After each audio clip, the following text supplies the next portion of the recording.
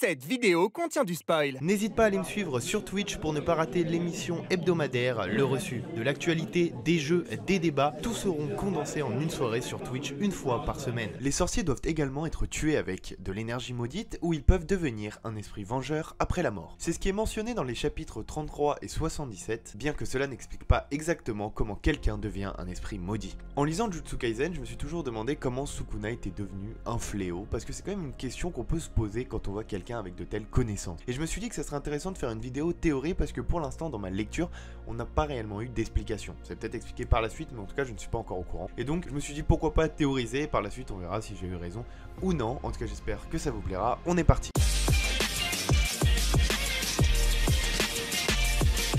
Dans le chapitre 3, on apprend qu'il y a plus de 1000 ans, Sukuna était un humain vivant à l'âge d'or de l'exorcisme et qui s'est battu contre de nombreux exorcistes. À un moment de sa vie, il a pris une apparence démoniaque ainsi que le nom de Ryumen Sukuna. Et son corps, par la suite momifié, est devenu une relique qui fut subdivisée en ses 20 doigts puisqu'il avait 4 bras. Gojo, qui nous explique tout ça, indique qu'ils n'ont jamais réussi à éliminer son adipocire, qui est une capacité qui fait que son corps se change naturellement en substance savonneuse grâce aux graisses présentes dans le corps. Mais alors, que s'est-il passé? Que s'est-il passé du moment où Sukuna était humain et est devenu une espèce de monstre à plusieurs bras assez terrifiante et qui a donné beaucoup de mal aux exorcistes et qui par la suite est devenu quand même le roi des fléaux. Dans l'anime ou dans le manga, on a quand même appris plusieurs choses. Déjà, comment est créé un esprit maudit vengeur. Qu'un esprit maudit est créé lorsque les humains deviennent une malédiction après leur mort. Ceux dont la mort est maudite ont la possibilité de voir leur esprit corrompu et transformé en esprit vengeur. On le sait, les exorcistes ont une chance accrue de devenir une malédiction après la mort, mais cela peut être évité grâce au Jujutsu. Rika Horimoto a été transformée en malédiction vengeresse après que Yuta Okutsu n'ait pu accepter sa mort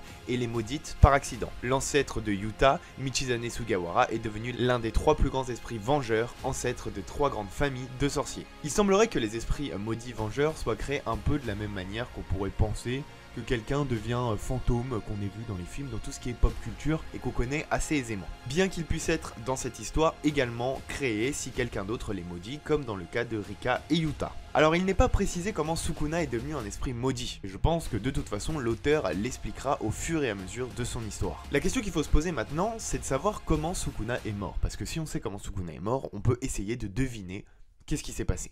Alors malheureusement il n'y a pas beaucoup de détails révélés sur son passé, il y en a même très peu, donc on peut pas réellement répondre à coup sûr à cette question. Par contre on sait aussi que ceux dont la mort est maudite ont la possibilité de voir leur esprit corrompu et transformé en esprit vengeur. Donc on le sait, Sukuna a été maudit. Et une théorie qui revient et qui est assez intéressante, c'est qu'il se serait probablement maudit lui-même. On sait qu'il a une connaissance en Jujutsu qui est aberrant. En effet, il possède des connaissances du passé qu'aucun de nos protagonistes ne possède et selon lui, une compréhension de l'énergie maudite qui fait honte aux autres. Honnêtement, pour moi, la théorie la plus probable, c'est qu'en fait, Sukuna, lorsqu'il était humain, il a étudié l'énergie maudite de fond en comble. Il en a fait une obsession. Il a étudié de A à Z. Il a découvert des choses que personne ne connaissait, il a découvert des connaissances que personne n'avait, et il a tout appris sur l'énergie occulte, du moins en avoir quasiment aucun secret. Et c'est pour ça qu'à chaque fois il dit je vais vous montrer ce qu'est le vrai Jujutsu. Et je pense qu'en fait la théorie la plus probable est celle qui me vient en tête, et c'est pour ça que je voulais vous faire cette vidéo. Je pense que dans le futur ça sera peut-être expliqué de cette manière. Il a étudié l'énergie occulte et il voulait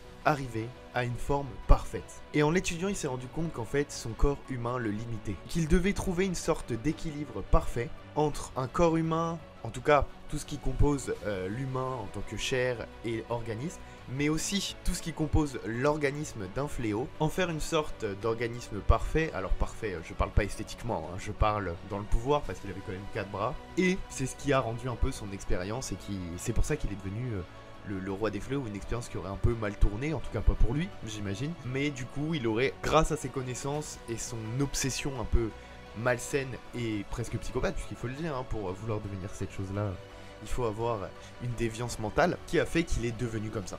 Pour moi, c'est la théorie la plus probable sur Sukuna, le fait qu'il a voulu devenir de plus en plus fort, il a voulu être le plus grand des exorcistes, être la personne la plus forte connue sur cet univers, dans cette histoire, sur cette planète. C'est le méchant ultime et il s'est rendu compte qu'il serait très vite limité en tant qu'humain puisqu'il n'avait peut-être pas, par exemple, la chance de Gojo d'hériter d'un clan, de certains pouvoirs, etc. Et que la seule solution d'être cet être ultime, cet être parfait, c'était de se transformer en fléau. J'aimerais ajouter quelque chose aussi. Il y a une théorie qui dit que si un homme commet des actes terribles, mais vraiment horribles, il peut devenir une malédiction. Dans ce cas particulier, je pense que ça collerait bien avec le personnage de Sukuna qui tue assez facilement et qui est assis quand on le voit sur un amont de cadavres, est peut-être devenu un esprit maudit lorsqu'il a commis une sorte de génocide. On peut imaginer que dans le passé, Sukuna est passé de humain à malédiction en tuant un nombre incalculable d'humains, et c'est ce qui lui a permis d'atteindre cette forme parfaite, en tout cas selon lui, et d'atteindre ce niveau.